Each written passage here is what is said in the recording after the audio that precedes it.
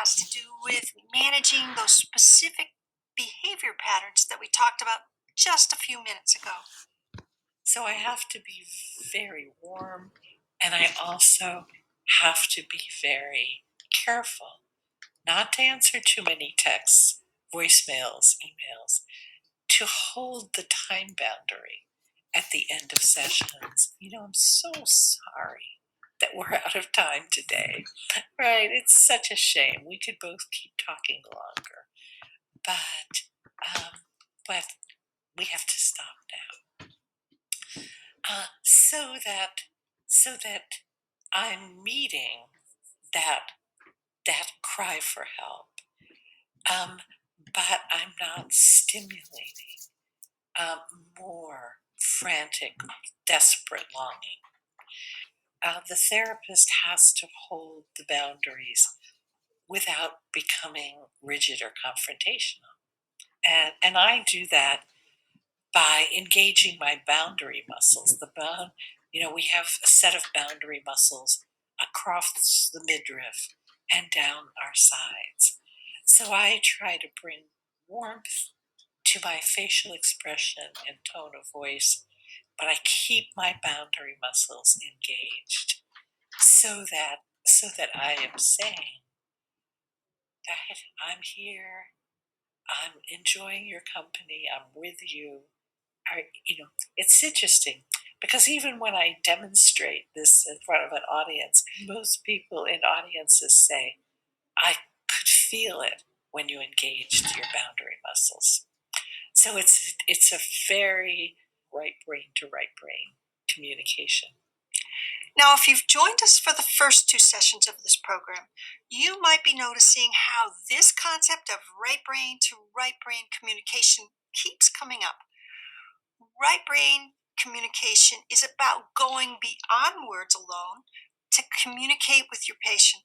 It's about using nonverbal cues like facial expression, eye contact, and tone of voice to resonate with your patient on a more somatic and emotional level. And because trauma can impact your patient's ability to process much in words alone, knowing how to communicate right brain to right brain can be a crucial catalyst for healing. With that in mind, let's get into a specific case from Dr. Pat Ogden. I want you to see how you might use this concept to work with your patient's attached cry for help. I'm thinking of one client. I'll call her Meg. Um, she was put in boarding school when she was 8 years old. She had to go back year after year, and she was terribly bullied. And she was just remembered. She was just sobbing and sobbing in the car, saying to her dad, "Don't make me go, don't make me go." And he was like, "You'll be fine. School's fun. You'll be fine." And gave no credence to her terror, really. So in therapy, I had to resonate with the uh, intensity of her desperation and really demonstrate that I got it. This was horrible. This was horrific for her. Um, but we had to work then with that child part and how we could soothe that part. So, she felt the child part in her body and her core, and she felt like she was never going to be safe again. So we did work with the relationship and eye contact. Can that part of you feel safety with me? What happens when you look into my eyes, etc., to shift that belief. Um, so we used the relationship, but then we had to come to her ability to connect with that desperate part through her touch, through her compassion for that part, and through her own ability to soothe herself. She was able to really get it in her body that she was no longer in danger, that the bullying was over. See, with trauma like that, it's as if it's still occurring in the present. It's what Anno Vanderhart says, clients live in trauma time. It's as if it's still happening. That part of her had never caught up to present time. So as she kind of updated the files through first my empathy and comfort, and then her own ability to soothe that part, and she also realized, she said, my friends are always complaining that I'm too needy. And she realized it came from that. So what shifted for her was the ability to have healthy relationships and not come from this desperate need for rescuing. So, two key ideas you might hone in on here from Pat's story. First, though Pat started by helping her patient feel safe with her, notice how she then moved her client toward the capacity to self regulate. That's where they ultimately need to go. And second, notice again how a person's attached cry for help reflex can produce the opposite response that they long for. I'm thinking of Pat's mention of her client's neediness and how her client's friends often complained about that. So let's look at a case study that might help your work with that particular aspect of the attached cry for help response. But before we do, real quick, if you haven't already registered for the gold package, let me ask you now to sign up. Putting together this program took the time and talents of everyone on the NICABM staff. So if you can, please purchase a gold package. You see, your registration will support us so that we can continue to develop projects like this and so that we can continue to make them available for free to practitioners around the world. You can click the link below anytime during or after this session to purchase the gold package. Now let's get to that case study. I want you to see how Dr. Pat Ogden worked with a couple to address how one partner's cry for help was perpetually alienating the other partner. It was a lesbian couple, actually, who came to therapy, and we'll call one of them Jen. Jen had this cry for help, and her partner Blanca said she's always so needy. She's always wanting contact with me, and Jen was like, leaning forward and had that towards Blanca with this desperate need for connection, which just pushed Blanca away. So that was one point in the session when we were studying what happened when Jen would lean forward like that, and Blanca had the opposite reaction of what Jen wanted. She wanted to get out of there. And I mean, there's so many different ways of working. In this section, Blanca told Jen how she could reach out to her and have her respond, so that she wanted to respond. She practiced literally reaching with the arms. She leaned back, kept her gaze soft, and reached out, and then Jen immediately took her hand, wanted to move forward. So with them, it was an exercise so that Jen could change her pattern to get what she wanted back from Blanca.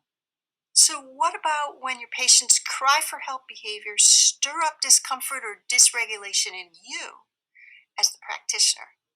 According to Deb Dana, your nervous system can often feel assaulted by the patient's highly charged sympathetic nervous system and the attached cry for help energy. That's why Deb finds a polyvagal approach to helping work with attached cry for help so important. For me, interrupting the automaticity, that sympathetic loop, is important. And I do that not by saying stop or by distracting, but by saying, I see it, I feel it, and I'm meeting it with my ventral vagal energy. Can you feel that? Can you sense that? Can we stop for a moment and just be there? So again, incumbent on us to anchor in ventral. This sort of is the theme of being, not only a polyvagal informed therapist where I identified as anchored in ventral, but as a therapist to stay in that regulated state so that we can offer that regulating energy to our clients, even the ones that are so demanding, sympathetically demanding. I just want to make sure it's clear what Deb's talking about when she refers to ventral vagal energy.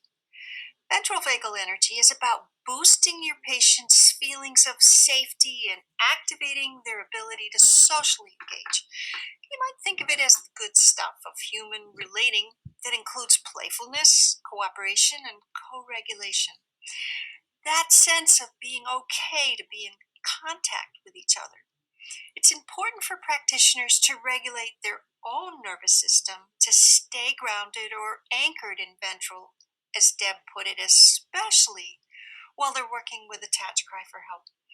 Now, that can sometimes be a tall order in the face of this response. So, what if you do start to notice yourself getting overwhelmed? What do you do then? And the thing to do when that happens is say, "Oh, I just noticed that I had this response to feeling like, it was too big a demand for me to meet you in this way. So let me regulate and let's try that again." You see, when you miss or try to ignore what's going on in the nervous system, whether it's your own or your patient's, the nervous system is likely to become more, not less, dysregulated. And that other nervous system is going to increase its survival response because once we miss a tune, we go into the category of dangerous. We're no longer a companion or someone who's collaborating. We're now an enemy, a foe in the danger category. Now, the ultimate goal is for patients to both co regulate and self regulate. The process involves experimenting with a few ways to bring the patient into those feelings of safety and that ability to socially engage. And all the while, you're assuring your patient that you're not going to abandon them and you're not going to tell them that they must learn to self regulate. That's because they'll also need to co regulate. You're looking to eventually have them do both at the same time. And as you go along, you're assessing whether or not you're meeting the needs of your patient's nervous system. The client's nervous system is saying, "This is what I need, and nobody's ever been able to give it to me." And it feels overwhelming. It feels like a well you'll never fill. And yet, I have found if you keep showing up and pick one or two ways, keep showing up, that well begins to get filled. It's great. Now that we've walked you through several strategies for how to work with attached cry for help, let's look at two common reactions that practitioners have when they're faced with this trauma response. One is it can be very off putting. We feel disgusted, we feel frustrated, we feel put upon, we feel exhausted. And so the tendency is to push back and say no and get angry. The other, actually more common one, is to have the compassionate caretaking response like, "Oh, let me help you. You're having such a hard time. Um, Let me deal with these child parts. They just need more time and attention."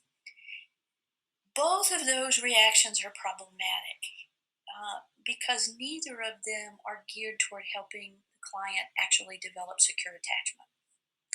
Right? It seems like the caretaking is, but actually, attachment cry, it has nothing to do with secure attachment. It's an incredibly defensive, desperate kind of measure in which the client is really fixed in focus on gaining the care and attention of the therapist. They are not interested in and cannot focus in that moment on what's going on with me. What do I need to do to work with my own process here? Which, of course, is the position of being in therapy. So, when it comes to attached cry for help, our very reaction to it can present a challenge to working with it. Not only that, but as we've talked about earlier in the session, attached cry for help can often lead to patients idealizing the therapist. Now, when that happens, it can be problematic in many ways. But there's one way in particular that I want to zero in on. The attached cry part idealizes the therapist and is very hurt when if we say, as we were trained to say, "I'm going to disappoint you." That's devastating for that attached cry part, right? It might be something for the therapist to remember that that idealization is going to be punctuated with times that we trigger the client. But when we trigger the client, we often trigger the fight part, the angry part. sometimes the attached part is also the part of the client who feels empathically failed. Right? Sure. The way you told me about your vacation, you're going to be gone so long. And why did you tell me at the beginning of the therapy hour? The anger is, again, the fight part, because fight is the animal defense of anger, aggression, hypervigilance. Now, with a structurally dissociated patient, what we talked about last week in Module 2, you see how easy it might be to diagnose borderline personality disorder. Well, the attach cry part might idealize the therapist. The fight part might attack the therapist. So, when it comes to working with a patient's attach cry for help response, I don't think we can overemphasize the importance of trying to strike that fine balance, that balance between setting firm boundaries, but doing it in as warmly a way as possible. This really matters because that way you're doing what you can to avoid triggering the desperate, sometimes frantic neediness that is such a big part of attach cry for help. Not only that, you're also reducing the risk of riling up the fight part. So now we've walked you through the attach cry for help response. First, we looked at why this response can produce the opposite reactions of what your patient is seeking.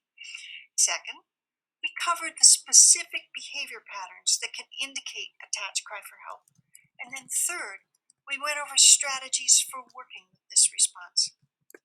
Now let's move on to the collapse submit response. Now you might hear some of the experts in this session use the term collapse submit interchangeably with collapse shutdown. I apologize for that, but both terms refer to how hypo-aroused the patient is. So to begin, let's be clear about what is collapse submit. What does it look like? If we're thinking of collapse in terms of trauma, I would say that is associated with the feigned death response powered by the dorsal vagal system that starts to shut things down. And it often shows in a collapsed posture, a flaccidity in the musculature. Like when an animal plays possum, there's flaccidity in the muscles, it's just limp. Now, at the top of this session, I mentioned that collapse submit is the response that you might think of as the body's defense strategy of last resort. So, what did I mean by that?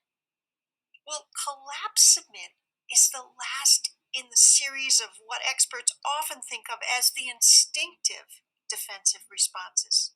Of course, the most adaptive response, if we can, is to flee. And if we can't flee, then we fight. And if fighting isn't successful, then we have this tonic immobility freeze, this death feigning, right, in the hopes that the predator will lose interest. But if the predator doesn't lose interest, which would be the case in chronic traumatization or torture, then we have to go to collapse, that really passive defensive response where we shut down, where we collapse, and where we submit. Now, here's the thing. Think about how adaptive this collapse submit response is at the time of trauma. After all, when your patient is in collapse submit, they're shut down, they're numb, and they're feeling none of the pain or terror of the trauma as it's happening.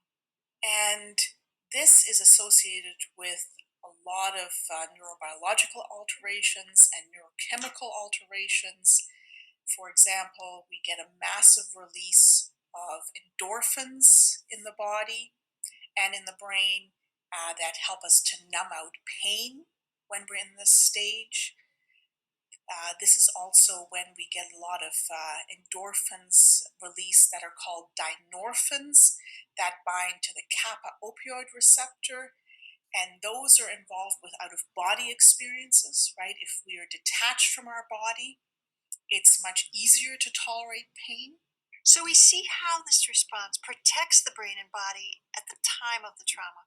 Now, the problem is, this form of protection can come with a terrible long term cost. Unfortunately, these dynorphins that help facilitate those out of body experiences are also associated with really chronic feelings of depression. And I think that's what a lot of individuals face when they go into this submit, collapse, those passive defensive responses more chronically. Often people have these prolonged feelings of learned helplessness. Whatever I do will not make a difference.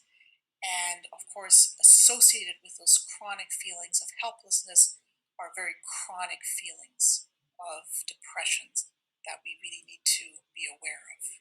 But it also comes at a great cost in that we can't think, we can't feel. There's a beautiful description about it by the very famous psychiatrist Crystal, who survived the Holocaust, who really describes going into this state of collapse and how it helped him to survive Auschwitz, but how it came at an incredible cost. So what happens is you're essentially dead to the world. So, we've established how adaptive and even protective collapse submit can be while the trauma is going on. But we can also see how maladaptive and harmful it often is once the trauma has passed. What's more, when your patient's habitual survival response pattern is collapse submit, it can sometimes leave them vulnerable to more trauma. Here's why that is. If you are in that, what I call that dulled, unaware state as you're moving through life, again, you're not taking in the cues of danger around you, that certainly can be more trauma can happen more easily. When you can't activate your survival responses when we actually need them, that's a more dangerous situation. So now let's look at several ways that collapse submit can present, because knowing exactly what you're looking for can help you avoid missing it or mistaking it for something else. This really matters because I think dorsal collapse shutdown happens far more than we recognize. It may seem like a client is just going along.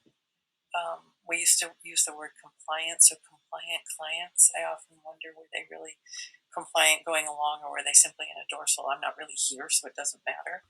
So we want to be on the lookout for these moments of dorsal disappearing and then help a client tune into them. I want to take a quick moment just to emphasize Deb's point that collapse shutdown can often look a lot like compliance or obedience. Because here's the reason behind that. Her energy starts to flag when that dorsal vagal response comes up. And submissive behaviors are automatic, I believe, with the Holocaust survivors. There was this robotic movement where you just robotically obeyed the perpetrators because nothing else was a viable option. And children will do that too in severe abusive environments. There'll just be this automatic, almost mechanical obedience. One client really stands out to me who had that. She had been raped by her uncle repeatedly as a child, and she said she was in her 30s at the time, and her uncle would still come to her apartment. And she said he would knock at the door, she would open the door, and she said, something overtook me, and I did whatever he asked. And that's that obedience, just automatic state where she goes into obeying. And there's, again, survival functions of that, because anything else would have made it worse. So that's one way collapse submit might present, in the form of complying or obeying. Now, in addition, when your patient shows symptoms of depression or signs of helplessness, that may also be a clue that their nervous system is resorting to collapse submit in response to trauma. So they've learned that the stressor is inescapable, which has gotten them into this state of learned helplessness, which is often associated with really chronic symptoms of depression. And often these individuals would be diagnosed with treatment resistant depression, which I think we really have to be careful of, because if we recognize it as a state of learned helplessness and submit and collapse, then we can help this individual get out of the state.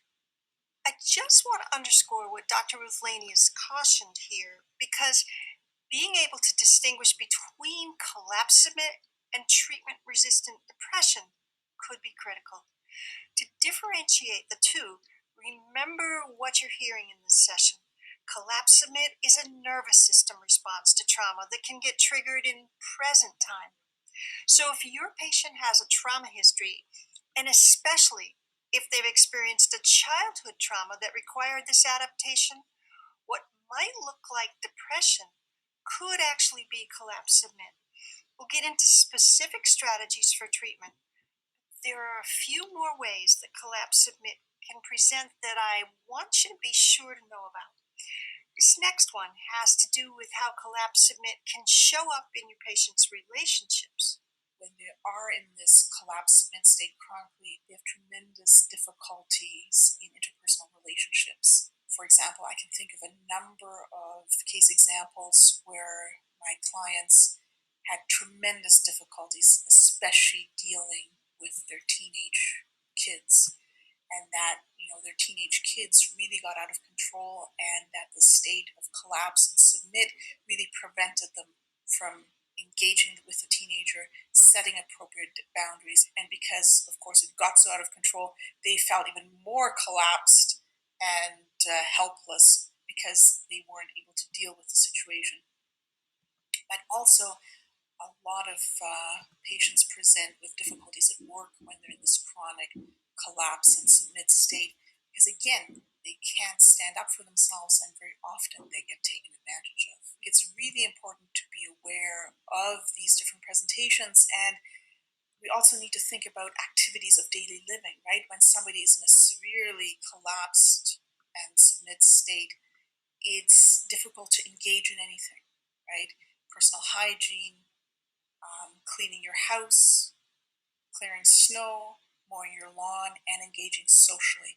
So it can also lead to a huge amount of social isolation. So to recap, we've looked at 4 different ways that collapse submit can present. First, it can masquerade as compliance or obedience.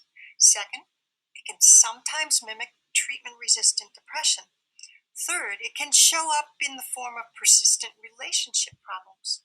And fourth, it can reveal itself in your patient's aversion to engaging socially or their desire to isolate. So now that we've taken you through some of the most common ways that collapse submit can show up, let's get into how to work with the nervous system to address it. To begin, you need strategies designed to engage the sympathetic nervous system. The parasympathetic is overloaded. And so the whole point of treatment is to activate the individual, engage the sympathetic nervous system, move from helplessness, passive defensive responses, to engaging active defensive responses, which help you to stand up for yourself, which help you to be present in this world, and that help you to really engage in healthy relationships. But here's the thing.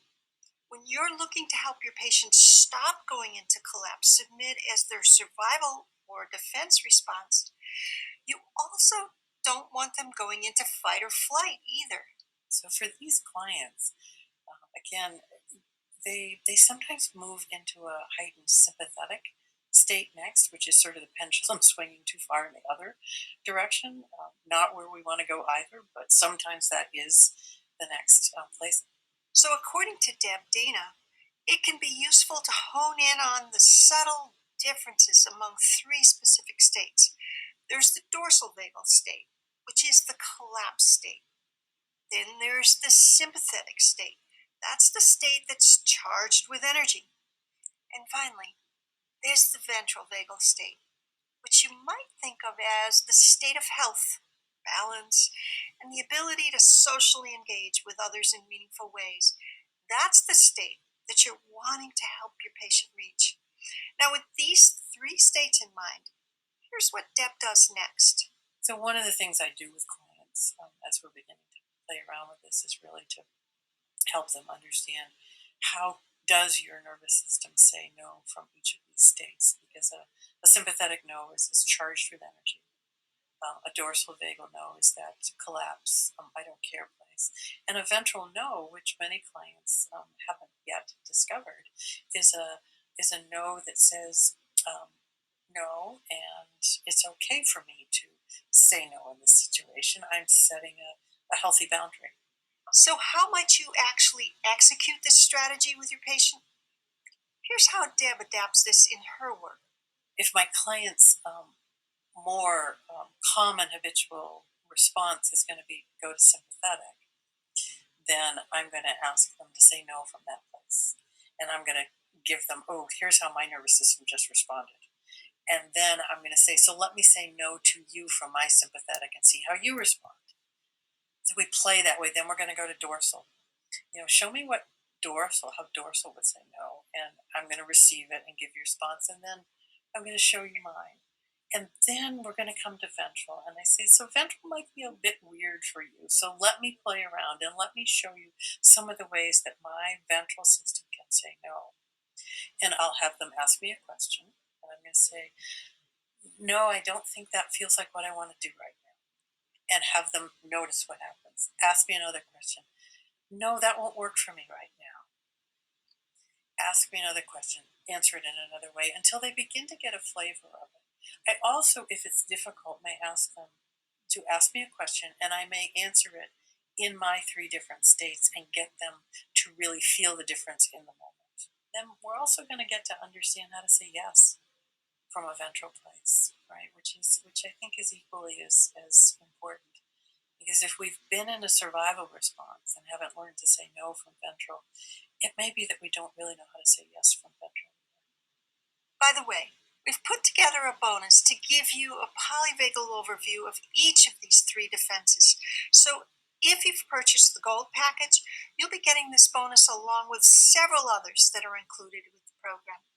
Now, let's back up a minute because, like Deb said at the beginning of this session, a patient's experience of collapse shutdown can be unnerving for practitioners. So if that happens for you, what can you do to stay regulated?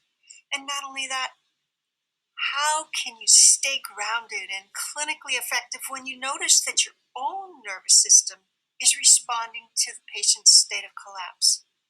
Stay anchored in your ventral. Don't panic. For people for whom this is not your familiar place, have a colleague take on the characteristics of a dorsal vagal collapse and play around with how do I stay anchored in my system and how do I bring some energy to my colleague who is playing this role for me. And you'll find it's an interesting role play to do with a trusted colleague because many people find that their sympathetic system lights up really fast. Let me get them out of there. And your colleague can give you feedback about what that feels like to their nervous system. So, in fact, this is an invaluable exercise to do, whether you're familiar with dorsal or not, is understanding how to join with a system in dorsal is really best done when you're getting some feedback from the person who's taking on that role and able to be present enough to help you understand that and give you some guidance. Now that you've heard a few strategies for working with collapse submitted at the level of the nervous system, let's look at how to address it using a somatic approach. The primary idea for me is to find a physical impulse, because our instincts they're not cognitive, they're subcortical. So to develop flexibility in them, we can't do that just by thinking about it. But when we can find impulses in the body, we can start to reinstate another response. Sometimes, though, you have to prime the pump. I'm thinking of one client, I'll call her Betty. Betty came to me because she had just moved in with her boyfriend, and she was waking up in the night like gagging and choking.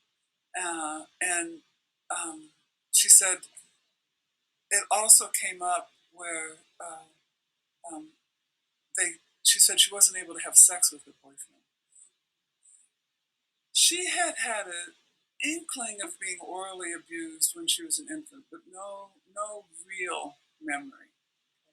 But she had that collapse in her body and just giving up. And she, at one point, she just said, "I am so sick of this." She said, "I'm just so sick of this," and her whole body just collapsed.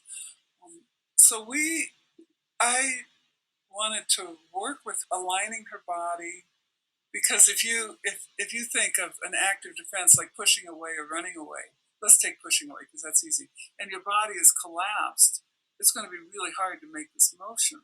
So aligning the body is kind of priming the pump. Fighting back is much easier to make from an aligned spine.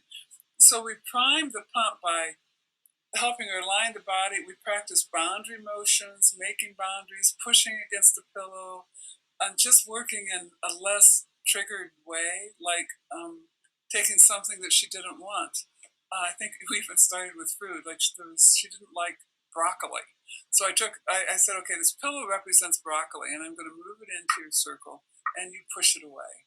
So we just start in these non-threatening ways, and then I always want to bring the symptom into the therapy room when I can. So I asked her if she could remember that choking motion at night that happened. She could go back there, and feel it, and she did. She was like like gagging like this, but her hands just came up just like that at one point. And I said, "Okay, push out, push against this pillow, push out right now, push out."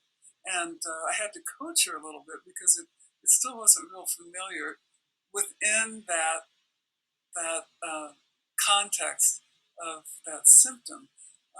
But she did it, and that helped with the symptom. The symptoms started going away as she got this other action in the body.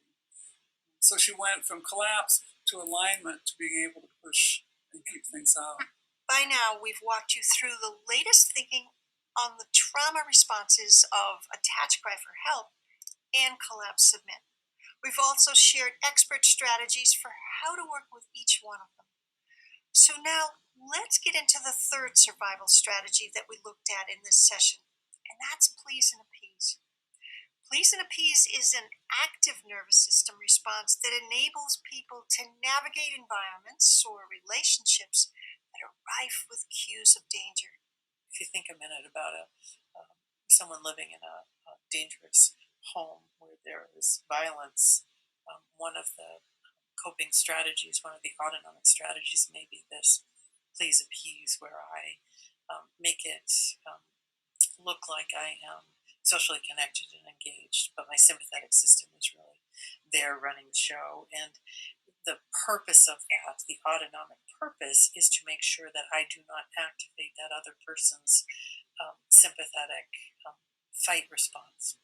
So my system is really attuned to what it needs to do to not activate the other person's fight survival response of its own. It's critical that we understand what please and appease as a trauma survival strategy is all about. You see, it's about maintaining enough vigilance so as not to activate the perpetrator's nervous system. Again, it's a sympathetic state masquerading as socially engaged. Now, think about how this response might serve not just individuals, but also groups of people, especially when we consider marginalized groups within a dominant culture. So I want to go a little more in depth into what this can look like. W.E.B. Du Bois talked about something called double consciousness. And double consciousness is when Black people have to learn what they think and what they want, and learn what do white people want from me and what do they think. Like, in order to navigate in society, it's always having to be bicultural, right? And so that shifting back and forth, it can be emotional labor. And while a piece of it is, I would say, helpful in, like, I would say, surviving or succeeding in predominantly white spaces, really having to be careful that it does not turn into erasure of I am the fullness of me is now what do people want me to be? How do people want me to speak? How do white people want me to dress? How do they want me to contribute or not contribute? And then lose sight of myself. So, just like the other two strategies that we've looked at in this session, please and appease can be very protective in the moment. The problem is, the longer someone engages in please and appease, the more damage it can do. That's because this strategy compels people to erase their own needs, wants, and even thoughts for the sole purpose of pleasing another person as a way to stave off abuse or mistreatment. It is a way in which, how do I get through this? Well, if I can get on this person's good side, then either the harm will be less, or it will last. It will be shorter in duration or less in severity, or maybe it will stop altogether if I can please them. And so we see this in like the traditional ways that we usually consider as child abuse and intimate partner violence, right? Or even with sexual assault. That if I can talk to this person, if I can plead with them, or if I can do what makes them happy, then they won't hurt me. And so it is a way that many people have gotten through it, especially when we think about chronic trauma or complex trauma, long-term trauma, where it's not just I need to get through this out, but like I have to live in this house. And so if I have to be here, how can it be sustainable? And so there are benefits to that. So, when your patient is caught in a please and appease survival strategy, these same behavior patterns can also spill over into the therapeutic relationship. What's more, these behavior patterns can sometimes threaten to lead therapy astray. So, let's take a look at some special precautions for working with please and appease. When we think about that therapeutically, it's so important that we're nourished and balanced before we show up in that space as a therapist, because I need to be tuned into when I am working with a client who is now trying to please me, right? And that can feel good to us because those are the clients who tell you, thank you so much, right? That was so helpful. Like, you just changed my life. And if we could just like eat that up, like, oh my goodness, like, didn't I do a great job? So, you want to be cautious about how you're taking in any kind of positive feedback from your patient. We also want to be so careful about the way that we choose our words, the way that we language with a patient who pleases and appeases. You see, we especially don't want what we're saying to lead them into self-censoring. Because they're now saying what they think I want to hear. And two, it can turn into having clients who are caretakers of their therapists, right? Where you are needing their affirmation, their validation, and pulling for it in certain ways. And then we see, the sexual misconduct that can happen out of those dynamics as well. And so then we are creating further harm. So really trying to be intentional about giving clients permission to disagree with us, to ask for us to ask more open questions about like, was it this or this, or what was that like for you? Because there is a way we can be leading in our questions, and then it lets people know like this is what they want to hear, even though like no real shift or change or